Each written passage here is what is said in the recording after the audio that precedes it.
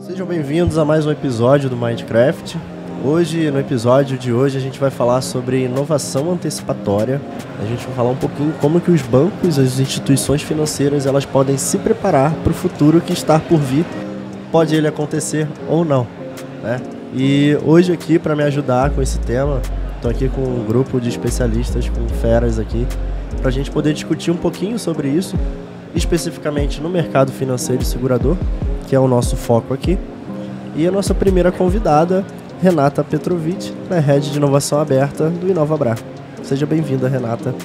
Muito obrigada, MJV, pelo convite. Um prazer estar aqui com vocês. Prazer é nosso.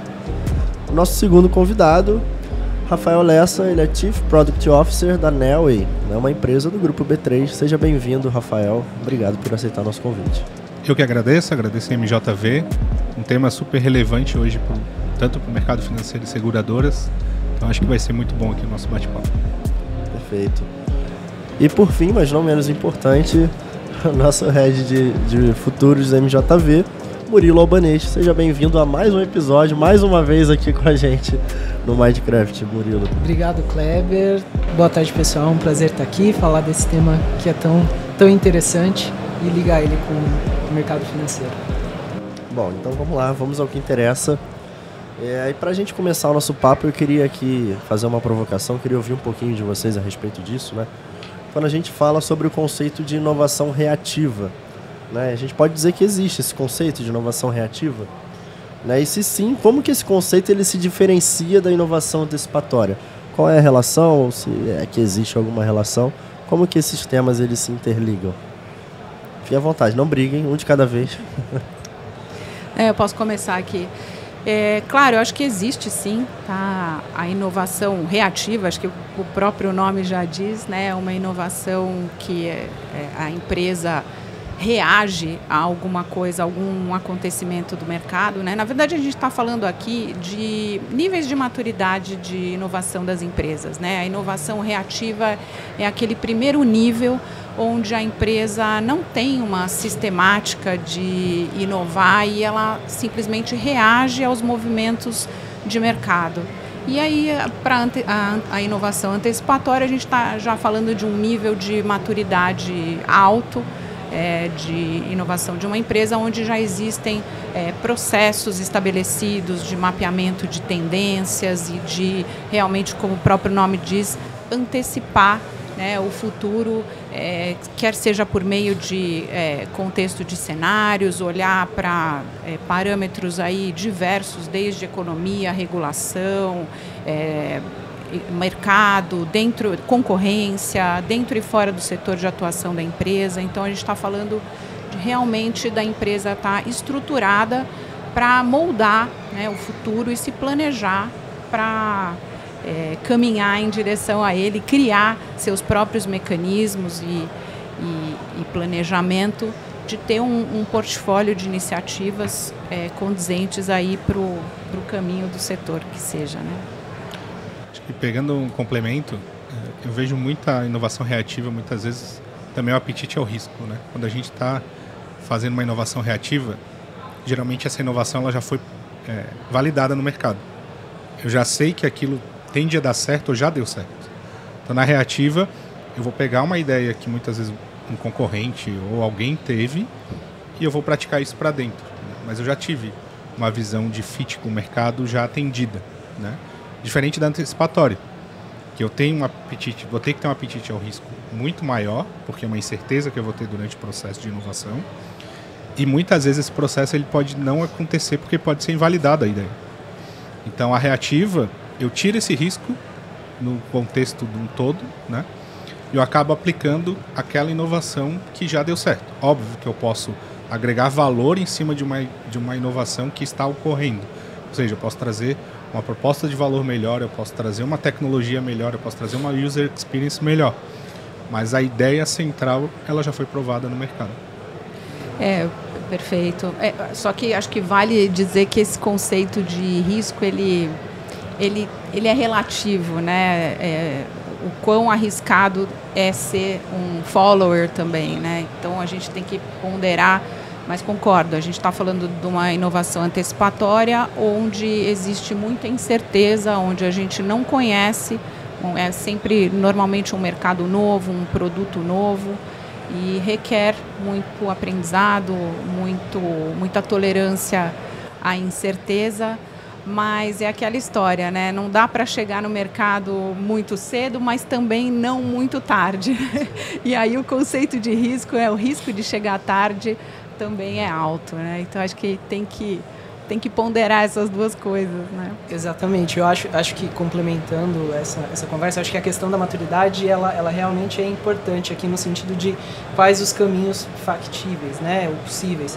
Quando a gente pensa na inovação antecipatória, a gente está, de fato, olhando para o futuro e para contextos que são incertos, né? Então, como você falou, poxa, que olha para a política, para a economia, você está trazendo o futuro para o presente, tentando, né, manipular ali, enfim, prever, ou não prever necessariamente, mas tentando pensar nas possibilidades dentro das diversos pilares e tentar trazer isso para o agora. E tem o risco que incorre, né, de lidar com o que ainda não está certo, não está 100% estabelecido.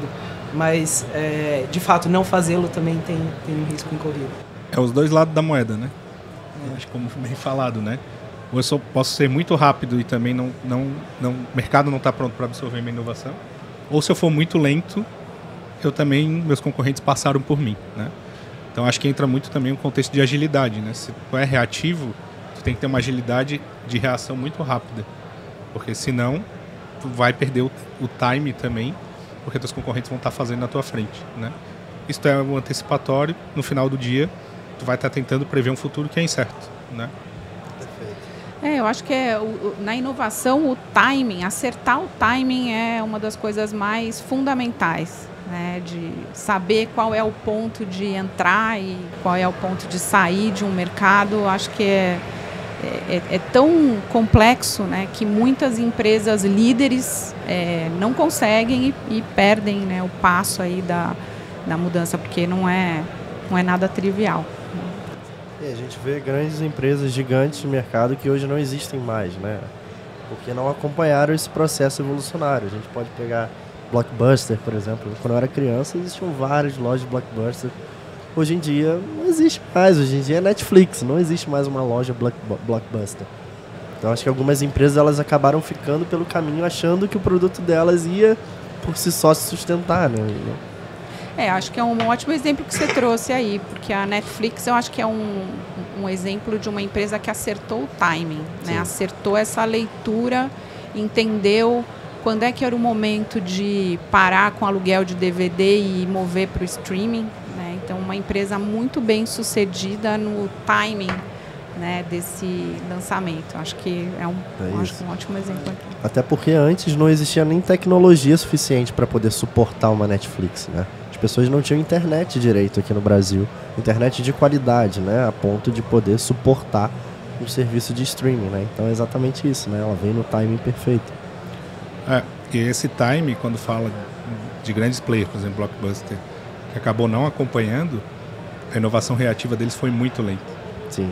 Então, se pensar, eles teriam muito mais aderência e marca ao mercado do que o Netflix. Sim. Só que eles não reagiram com agilidade ou não acreditaram na inovação, propriamente dito, que acabou acontecendo esse processo, né? Tem vários exemplos, a Nokia é um outro exemplo também, bem forte no mercado, né, historicamente, que aconteceu a mesma coisa. Ficaram presos ao mercado, ao produto que tinham, né, e se negaram a ver que o mercado estava indo para um outro caminho, né? Verdade. Tem um conceito que é o dilema de Collinger, que eu acho ele muito interessante, que quando a gente imagina que a tecnologia não vai influenciar muito, é mais fácil fazer a mudança. Quando a gente entende que ela vai influenciar, a mudança já é mais difícil de ser feita. Então, acho que esse é o equilíbrio de onde está esse time, né? Quando você entende que tem que reagir e que você tem que influenciar aquela tecnologia, enfim, né? O desenvolvimento, já fica, o time se perde e fica difícil correr atrás, né? Então, esse é um conceito interessante. E assim, falando um pouquinho sobre o que a gente tem hoje de métodos e ferramentas para a gente poder aplicar essa inovação antecipatória, né? O que vocês conseguem destacar de métodos e ferramentas que a gente tem disponível hoje para a gente começar um processo de inovação antecipatória dentro de uma empresa? O que vocês acreditam que tenha hoje à nossa disposição? Legal. Acho que são alguns métodos, né? São algumas ferramentas, mas, por exemplo, nós temos o Foresight estratégico, que é uma abordagem que vai capturar tendências, que vai entender mercado, que vai observar movimentos dentro dos diversos pilares de sociedade, tecnologia, política, vai capturar quais são esses movimentos emergentes, criar cenários de futuros, e a partir disso capturar, né, com esses cenários quais são os riscos, oportunidades que vão influenciar o negócio nessas possibilidades de futuro. E aqui a gente não fala necessariamente de uma possibilidade, não é sobre previsão, mas é sobre aumentar tentar saber coisas que eu não sei, aumentar o meu campo de visão para conseguir gerar resiliência e se preparar de fato para o negócio, né? Então, por exemplo, esse é um caminho através do Foresight estratégico, que com a inovação antecipatória a gente pode falar de prototipação, né? Também pode ir para lados um pouco mais especulativos, que aqui eu acho que já estão no nível de experimentar a incerteza, né? E experimentar o risco por uma maturidade um pouco mais alta, que vai para caminhos mais especulativos. Mas acho que começar a entender esses movimentos do amanhã, capturar o que está acontecendo é um bom início. Não, com certeza. Eu acho que existem várias ferramentas, mas o que a gente está falando aqui é de algo que nos permita mapear essas tendências e fazer uma leitura do contexto que a empresa está inserida, né? E eu acho que dentro disso é importante também, a gente no banco trabalha muito com esse mapeamento de horizontes de inovação, né? Não tanto pelo timing, mas pela natureza da inovação. Então, a gente está falando de um horizonte 1, onde a gente olha para inovações relacionadas a produtos core, aos produtos atuais. Estamos falando de soluções de eficiência, soluções de redução de custo, aumento de receitas, mas sempre olhando para os produtos atuais. Aí a gente tem um horizonte 2, onde a gente olha para inovações que já vão trazer alguma nova linha de receita, um produto adjacente. E um horizonte 3, onde sim, aí a gente está falando do impacto de uma nova tecnologia, trazendo uma nova possibilidade, um novo modelo de negócio, algo que ainda não exista. Eu acho que também, aliado a esse mapeamento dos cenários, entender os horizontes, o contexto da empresa e montar, a gente trabalha muito com as áreas de negócio do banco.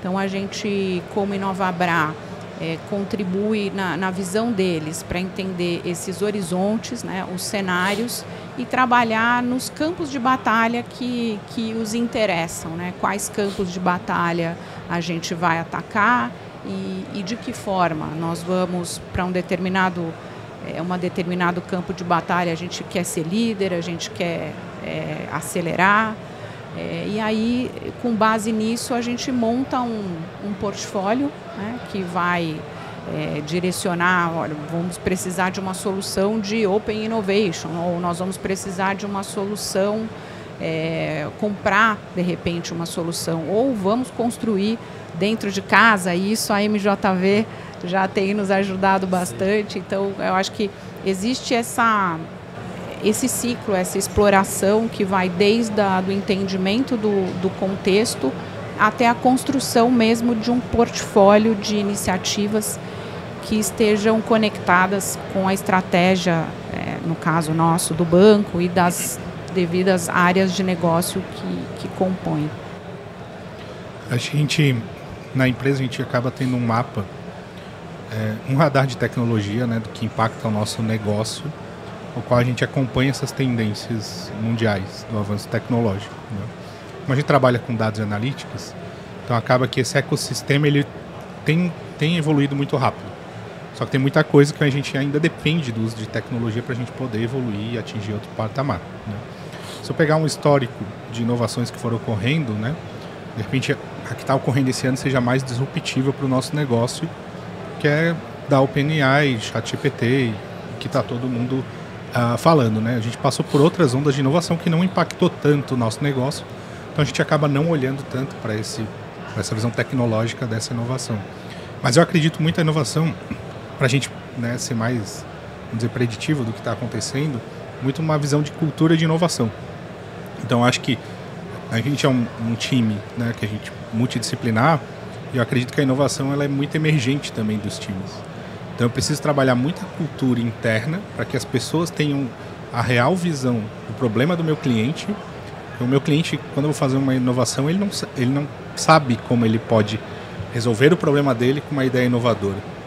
Mas se eu conhecer muito o problema na jornada do meu cliente, aí sim o time pode ser ideativo, criativo o suficiente para projetar uma inovação que vai ter um impacto relevante para o meu cliente ou para a sociedade. Perfeito. Bom, eu ia pedir agora para vocês destacarem uma empresa, né, que adotou essa abordagem de forma bem sucedida. A gente até citou algumas aqui, né? A gente falou da Netflix, por exemplo, que acertou o timing perfeitamente na hora de inovar. A gente falou de um exemplo de uma empresa que errou completamente. Mas tem alguma outra que vocês destacam? Ou pode ser até dentro do próprio contexto de vocês, né? Dentro da Neoway ou do InovaBrá, se vocês quiserem, ou da MJV, se vocês quiserem trazer algum case, algum exemplo de abordagem que vocês utilizaram de inovação antecipatória, também fiquem à vontade. Acho que a gente citou alguns casos clássicos aí e dentro do próprio Bradesco, acho que o Bradesco ele tem esse DNA, sempre teve esse DNA de pioneirismo, né? E eu acho que tem dois cases muito emblemáticos dentro do banco que acabam, que a gente fala, três na verdade, que a gente fala muito deles. O Bradesco foi o primeiro banco a ter um internet banking, né? Ele, na época que as pessoas só visitavam as agências, né, o banco apostou, né, em ter lá o seu primeiro endereço, né, www, onde os clientes podiam fazer as suas transações na internet, né? Isso foi, acho que, ao redor de 1995, e aí 5 anos depois, o banco também foi o primeiro a apostar no mobile banking, né? Então, as transações feitas na internet através de um telefone celular, né? E as pessoas que contam essas histórias não é do meu tempo, mas nunca é uma decisão fácil você apostar quando não tem ninguém fazendo, né? Então exige aí uma certa coragem e realmente a disposição para se antecipar num mundo que ainda não está povoado, né, por ninguém.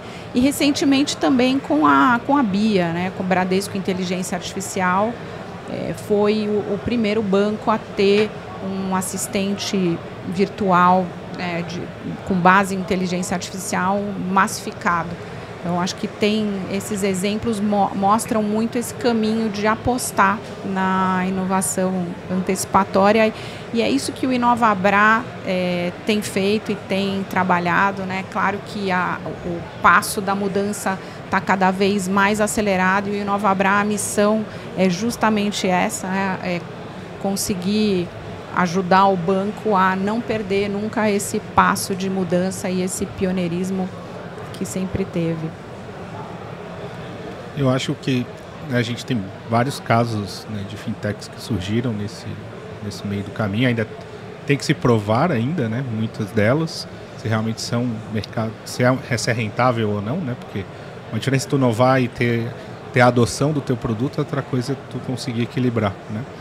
Mas puxando um pouco para a Neoway, eu acredito que a história da Neoway é uma história também de sucesso, né. A gente começou com uma startup com uma ideia de coletar dados públicos, juntar isso tudo num grande Big Data, aplicar analytics e recomendação, e isso em 2010, né? Antes de 2010. Então, quando ninguém falava direito disso, né? Uma época completamente exato, né? Distante nada preditiva, nada prescritiva, nada, né? E tudo mais. E a gente foi evoluindo esse modelo, né? Hoje a gente abriu o nosso leque, né? A gente começou muito um viés olhando construção civil, por exemplo, e a gente partiu para um viés realmente de ajudar as empresas a ganhar mais em sales e marketing ou a perder menos em fraude, compliance e loss prevention, né? E tanto que por que considero de sucesso, né? Justamente pela própria aquisição da B3, da Neoway, que, né, ocorreu, vendo o potencial que a gente tinha num mercado de dados e analytics que tende só a crescer. Se a gente olha para os bancos, principalmente, a gente olha esse mercado de dados e analytics crescendo para as tomadas de decisão no banco, para a rentabilização da carteira, para evitar fraude. Tem uma visão muito forte de compliance que surgiu, né, no Brasil, de realmente as empresas estarem contratando e estar contratando de forma correta, tu ter os fornecedores, tem políticas de compliance e a nossa ferramenta, uma visão de unificação de dados, mas não é dados pelo dado, e sim a gente tem um portfólio de solução que entrega justamente o dado resolvendo o problema do cliente.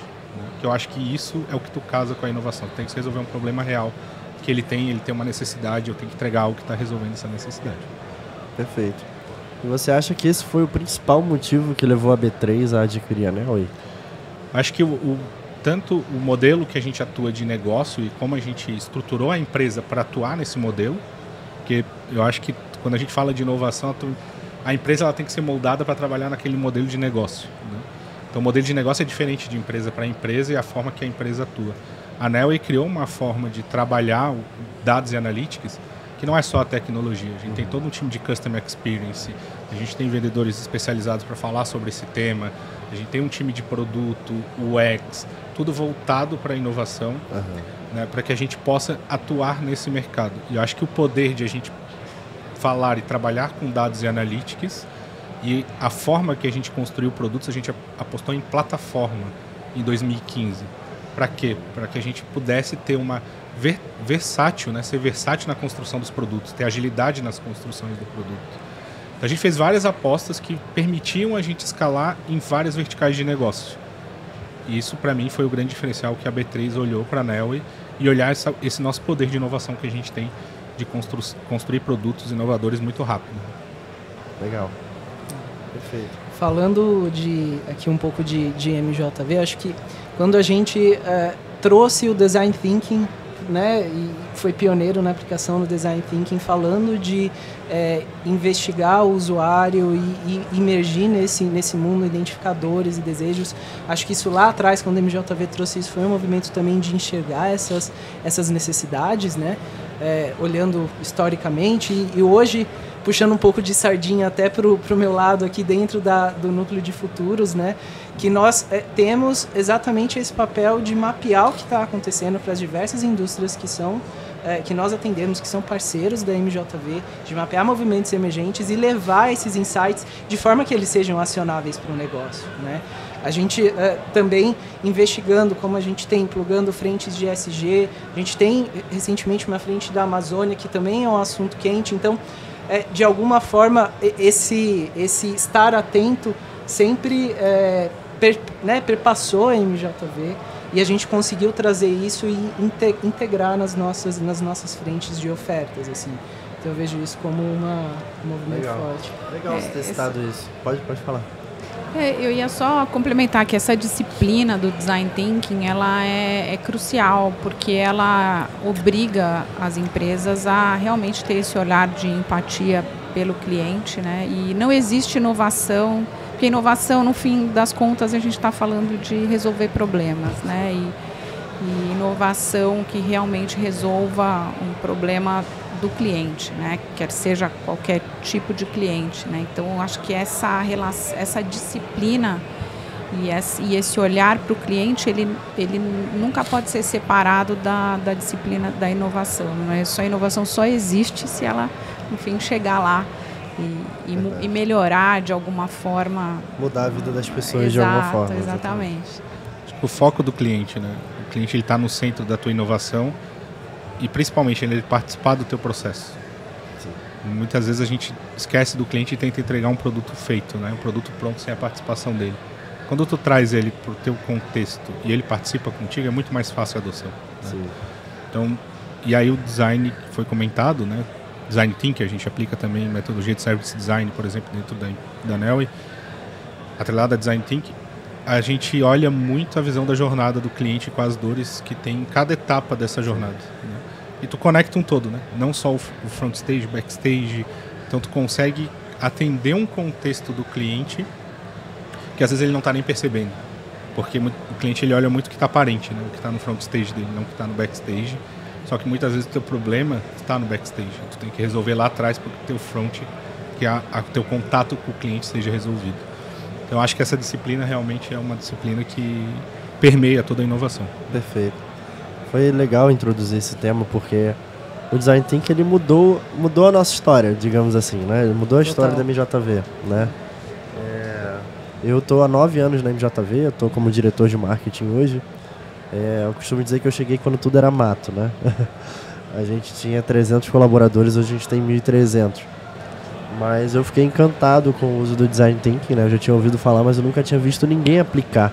Era algo muito lúdico, né? Na época, quase 10 anos atrás.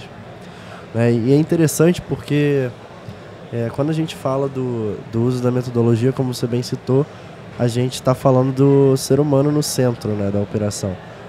E foi interessante porque quando a gente adotou o Design Thinking, a gente trocou a pergunta o que pelo porquê, né? E o Design Thinking ele tem esse viés provocativo, né? Eu quero fazer isso daqui, eu quero fazer essa aplicação aqui. Por quê? Por que você quer fazer essa aplicação? Porque sim, não. Se a resposta for porque sim, porque eu quero, é porque tem alguma coisa errada, né? E o Design Thinking ele ajuda a gente a entender esses porquês, né? E muitos porquês eles acabam caindo por terra quando a gente percorre todo o processo de Design Thinking, de jornada, e a gente vê que aquilo ali não faz o menor sentido da forma que estava sendo pensado. Então, eu particularmente sou fã, né, da metodologia, e isso permitiu que a gente mudasse a nossa história, né? Porque só para complementar, no fim do dia, né, uma aplicação, uma tecnologia, ela não é um fim em si mesmo, né? Ela vai resolver uma dor, vai resolver algum problema. Eu não vou implementar o ChatGPT apenas por implementar o ChatGPT. Ele precisa estar linkado, ele precisa gerar algum valor, né? Sim. Então eu acho que trazer esse olhar para o usuário complementa esse olhar para a tecnologia que às vezes se perde um pouco, né? De ser um fim em si mesmo e fazer pela implementação. Porque o desafio está que hoje a tecnologia está acessível a todos, né? Então sempre o usuário traz a experiência dele de uso, do que ele tem disponível. Então ele compara um uso de um Internet Bank a outro aplicativo, ele compara o uso do Google, da pesquisa do Google a qualquer tipo de pesquisa que tu tenha na tua solução. Então ele vai muito pela similaridade das soluções e ele cria mentalmente a solução ideal para ele. Só que não necessariamente a solução ideal para ele é o que vai resolver o problema dele. E aí o Design Thinking, como ele te questiona muito durante todo o processo dos porquês, vem para a essência, né? Qual que é o real problema que eu estou resolvendo? Solução, tecnologia é consequência do problema. Eu vou fazer aquilo para resolver isso. E aí tu tem teus critérios de sucesso até para tu saber se tu foi bem sucedido ou não na tua inovação. É isso. Bom, perfeito. Bom, a gente já está caminhando para o final. A hora passa rápido aqui, né? Quando o papo tá bom, a hora passa rápido. A gente já está quase 40 minutos aqui. Não parece, né? Parece menos. A gente está quase 40 minutos. E queria saber de vocês, né, para as empresas que desejam aplicar inovação antecipatória, qual seria o primeiro passo? Qual seria o primeiro passo para começar a aplicar uma inovação antecipatória? Queria ouvir um pouquinho de vocês. Os primeiros passos, né? Acho que se é que existe um primeiro passo, né? Eu acho que a gente está falando de alguns passos, né? Veja, eu acho que eu falei isso no início, mas eu enxergo a inovação antecipatória como realmente um grau de maturidade elevado da organização. Então, para estar nesse nível, tem algumas coisas importantíssimas para serem estruturadas. Claro, primeiro, uma visão estratégica, né, comum, né, da alta liderança, né, de onde se quer chegar, né. Depois, obviamente, a estruturação com recursos, né, apropriados, né, um funding adequado. veículos de inovação. Eu estava falando aqui nos bastidores que o Inovabra, acredito que a gente foi muito bem sucedido em acoplar vários veículos de inovação complementares. Então, na inovação, a gente tem tipicamente os pilares, né? Ou você compra a inovação, ou você faz parceria, ou você constrói em casa, né? E a gente, no Inovabra, a gente construiu esses vários veículos. Então, a gente tem um lab para construir inovação, a gente tem o Inovabra Habitat, onde eu sou responsável pelo Open Innovation, a gente tem o Inovabra Ventures, que é um fundo de Venture Capital, a gente também tem uma estrutura de M&A, a gente tem uma área de P&D. Então, são veículos de inovação que se complementam, né, para poder equipar a organização para fazer essas leituras todas de cenário. E eu acho que tem um ponto crucial, que é uma jornada que nunca tem fim, principalmente numa organização do tamanho do banco, que é a parte de cultura.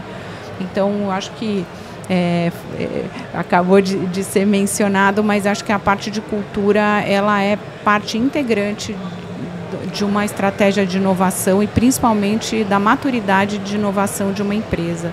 Então, se a gente e o Inovabra também tem feito esse papel dentro do banco, então trabalhando as várias camadas dos funcionários para que construam um repertório, para que tenham um mindset de questionar sempre como fazer aquela solução para o cliente de uma forma melhor, que estejam antenados aí com tudo que acontece no mundo, né, e que sejam também cobrados pela inovação. Então, eu acho que a questão da organização, ela se direcionar em dois caminhos, né? O caminho do dia a dia, né? Proteger o dia a dia, mas não de maneira nenhuma perder o olhar para o futuro, né? Até tem um termo para isso que se chama ambidestria organizacional. Então, acho que isso é crucial para que Então, acho que você me perguntou do primeiro passo. Eu não consigo falar no primeiro passo, porque eu acho que é bem complexo essa estruturação de maturidade de inovação, principalmente em grandes empresas. Claro que uma empresa nativa, inovadora, como é uma fintech, como é uma startup, já nasce com esse DNA e aí é uma outra coisa. Mas quando a gente está falando de organizações como um banco, né, de 80 anos, é todo um movimento que tem que acontecer para a gente chegar lá. Bom, tentando tangibilizar, né? Primeiro tem que olhar para a base, para os fundamentos, né? Para depois falar em inovação antecipatória. Eu acho que também tem que... A gente fala muito de inovação, né? Mas acho que, como bem falado, a estratégia da empresa, ela tem que entender o que ela está buscando com essa inovação, né? Porque muitas vezes acontece no primeiro passo, vamos capacitar todos no momento com design thinking, mas se isso não está numa estratégia da empresa, esse fundamento ele não vai perpetuar, né? Então, eu acho que a estratégia não é um primeiro passo necessariamente, mas eu acho que isso está na estratégia da empresa, um DNA para inovar, vamos dizer que é uma das primeiras bases, eu vejo, né? Tá ali junto com a alta gerência também focado nisso e querendo buscar a inovação. Eu acho que no final do dia, né, tu tem que ter pessoas capacitadas. Eu acho que eu começaria, e a gente começou muito pela cultura realmente das pessoas. Por mais que a gente começou como uma startup, tem um mindset das pessoas às vezes que vem voltado para um ambiente às vezes mais tradicional de trabalho, e a gente fez um trabalho muito forte realmente de cultura, tanto de inovação quanto uma cultura de autonomia das pessoas, que foi muito forte para viabilizar a inovação. Acho que é tudo viabilizador no final do dia, né? Não tem uma forma mágica. Então tu vai ter que atuar em N pontas para que tu consiga fazer que essa inovação aconteça e ela perpetue, né? Porque às vezes eu inovo num produto, mas depois eu não consigo inovar mais. Então acho que para te perpetuar, tu tem que trabalhar com as pessoas, com a cultura de inovação, tu tem que capacitar elas, né? E principalmente isso ser um drive estratégico da organização no final do dia, que é um pouco também da sobrevivência de qualquer empresa, né? Sim. Muitas vezes ela tem que ser pioneira, às vezes não, mas isso tem que estar na estratégia dela. Perfeito. Acho que só para complementar, acho que vocês, né, deram toda essa aula e esse olhar do que é o estruturante, mas acho que a parte quando a gente fala de futuro e quando a gente tenta esticar um pouco essa linha para olhar para coisas que estão mais no longo prazo, então, né, como a Renata falou ali, quando a gente fala, por exemplo, de H3, ou quando a gente está tentando sair desse lugar, eu acho que começar com a sensibilização do assunto.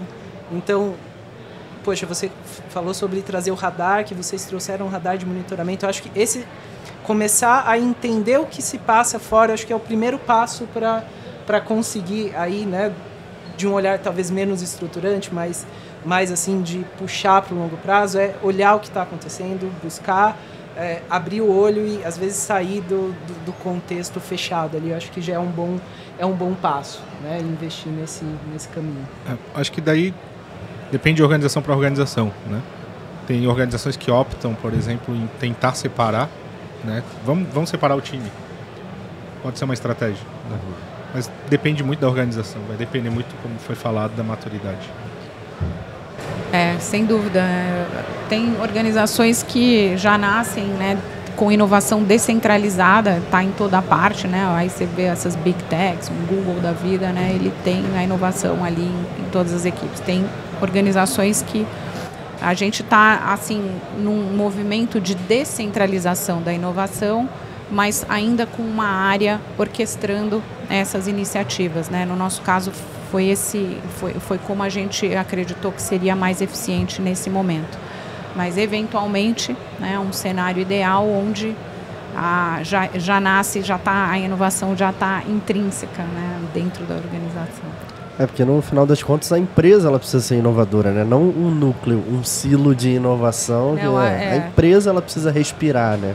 Sem dúvida, e não é a área de inovação que inova, né? Sim. Porque a gente só facilita os processos, porque quem tem que ter as iniciativas e o portfólio de inovação são as áreas de negócio que a gente atende, né? Então, na verdade, a inovação vem deles, eles que têm a leitura do cliente, eles é que conseguem entender o que realmente ali vai ser valor, né? Entrega de valor. Agora, eu acho que conforme a empresa vai crescendo, né, e a gente passou por um crescimento, tu ter uma área que facilita a inovação ajuda a manter a oxigenação das pessoas no dia a dia. Porque é uma coisa que tu tem que estar o tempo todo falando. Uma coisa que tu não pode deixar cair, porque as pessoas tendem a voltar para o caminho que é o mais lógico, o mais tradicional, o que elas estão mais acostumadas a fazer. E dentro de um ciclo organizacional as pessoas ciclam. Tem pessoas que saem, contratam novas pessoas. Então essa cultura, e tu tá trabalhando facilitando, não acaba nunca.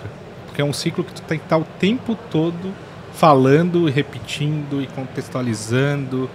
Então, assim, eu particularmente acho super importante ter realmente um núcleo que facilite e consiga trazer esse mecanismo de cultura para dentro dos times, né? Perfeito. Bom, gente, o papo tá bom, mas a gente está chegando ao fim do episódio. A gente está com quase 50 minutos de episódio. Bom, queria agradecer a presença de vocês. Obrigado, Renata, por ter aceitado o nosso convite. Seja sempre muito bem-vinda. Nossa, eu aqui agradeço. Foi um super prazer estar aqui na companhia de vocês. Rafael, obrigado também por ter topado participar aqui com a gente. Seja sempre bem-vindo. Obrigado, agradeço muito o convite. Foi muito bom, realmente, o papo. E Murilo, não preciso nem dizer seja sempre bem-vindo, porque ele é sempre bem-vindo, já está sempre aqui com a gente. Muito obrigado por ter participado de mais um episódio. Obrigado por mais um convite, foi um prazer bater esse papo com vocês. Bom, pessoal, esse foi o nosso episódio de hoje. Fiquem ligados, porque tem muito mais por vir aí nessa edição especial Febraban. A gente vai ter muitos outros nomes, muitos outros temas passando por aqui. Você não perde por esperar. Vejo vocês no próximo episódio. Tchau.